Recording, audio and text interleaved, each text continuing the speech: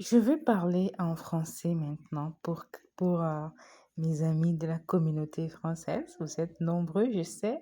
Mon français n'est pas du tout très, très, très bien, mais je vais essayer quand même d'en parler. Le Saint-Esprit amène aujourd'hui une réflexion sur le pourquoi de Jésus-Christ est venu et pourquoi on dit souvent que Jésus-Christ a payé le prix. C'est de quel prix il s'agit? Il y a beaucoup ont dit nous sommes pécheurs. Il y a des gens qui disent moi je ne sais pas, moi je n'ai pas péché, moi je n'ai rien fait. Et je vais parler de ça d'une façon un peu pédagogique, une façon terre à terre, une façon non pas trop ecclésiastique, mais d'une façon scientifique, d'une façon religieuse, d'une façon amusante pour qu'on puisse comprendre d'une façon de quoi il s'agit exactement. Nous allons réfléchir ensemble et que le Saint-Esprit nous aide à comprendre selon nos capacités, selon nos expériences et selon notre façon de comprendre les choses. Je vais parler sur l'héréditariat. L'héréditariat. On dit héritage de quelque chose qui est physique, peut-être une maison, une voiture, d'un compte en banque. Et un peu, quand on parle d'héréditariat, c'est quelque chose de biologique, physiologique, comme une maladie, une pathologie, des choses comme ça. La science dit que tout enfant hérite quelque chose de ses parents. Ok? La loi aussi dit que nous sommes héritiers de nos parents. Nos parents nous laissent ce qu'eux ils ont eu, ils laissent à nous, et nous aussi nous laisserons à nos enfants. Voilà, c'est ça l'héritage. Et c'est la même chose qui est passée dans l'humanité à travers Adam et Ève. Ce sont eux nos précurseurs. Précurseurs. Et ils ont été de premiers humains à être créés et ils ont péché. Ils ont transgressé la loi et ils ont conçu les péchés en eux et leur sang est abîmé. Ils ont eu le péché en eux, ils ont eu la mort. Alors, tout descendant d'Adam et Ève aura l'héritage de la mort, aura l'héritage de ces maladies qu'ils ont conçues là-bas. Alors, moi et toi, nous sommes des humains, descendants d'Adam et Ève. Je ne sais pas, 40e génération. Nous avons encaissé ce qu'on appelle le péché. Nous avons encaissé la maladie. C'est pourquoi nous sommes méchants. C'est pourquoi nous sommes pécheurs. C'est pourquoi nous désobéissons. Parce que nous avons ça dans nos sangs. Nous avons hérité ça de nos ancêtres. Alors, on réfléchit ensemble. Si ton père te laisse des dettes, il est mort, oui, il fait un testament et vous découvrez que dans ce testament-là, il y a des dettes à payer. Mais toi, dans ton vivant, tu n'avais rien vu. Là même, il a mangé son argent, rien, pas même un sou. Tu n'as rien vu. Mais c'est à toi maintenant de payer la dette de tes parents. Pourquoi? Parce que tu as hérité. Ok? Numéro 1.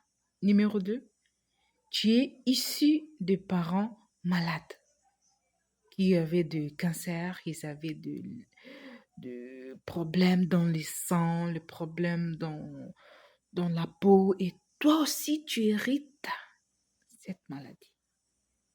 Tu serais content d'hériter de maladie? Non.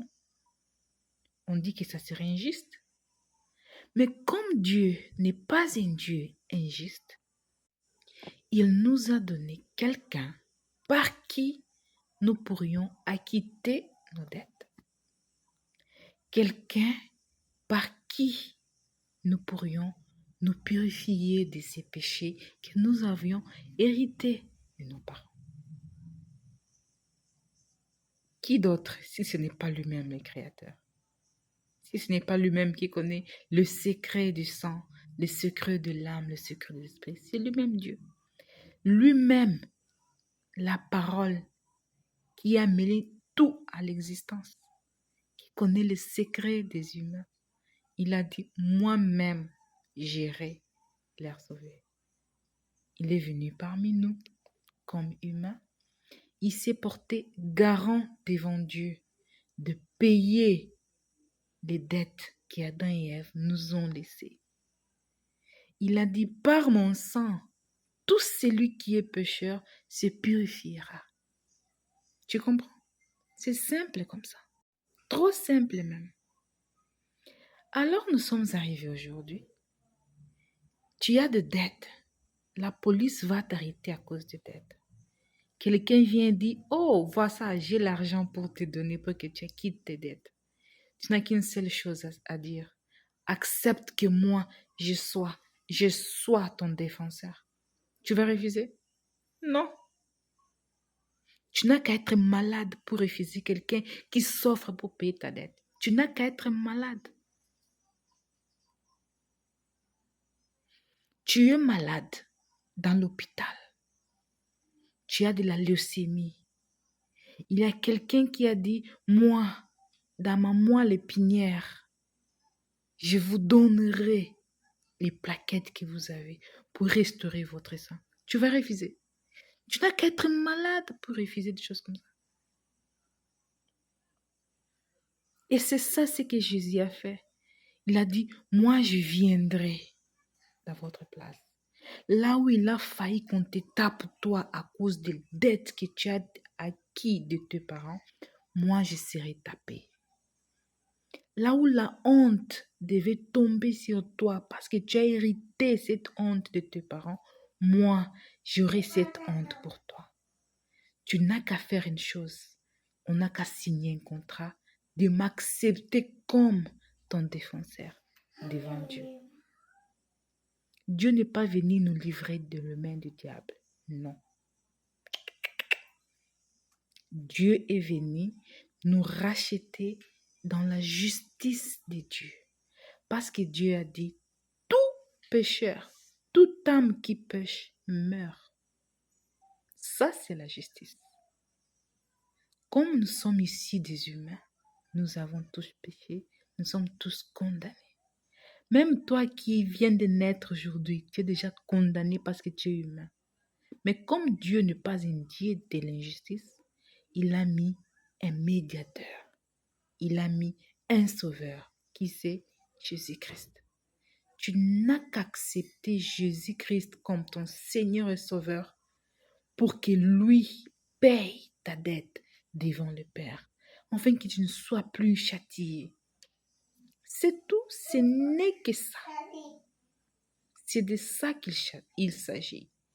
C'est de ça qu'on dit que Jésus-Christ est mort sur la croix pour nos péchés. C'est de ça qu'il s'agit. C'est quoi de difficile là-bas?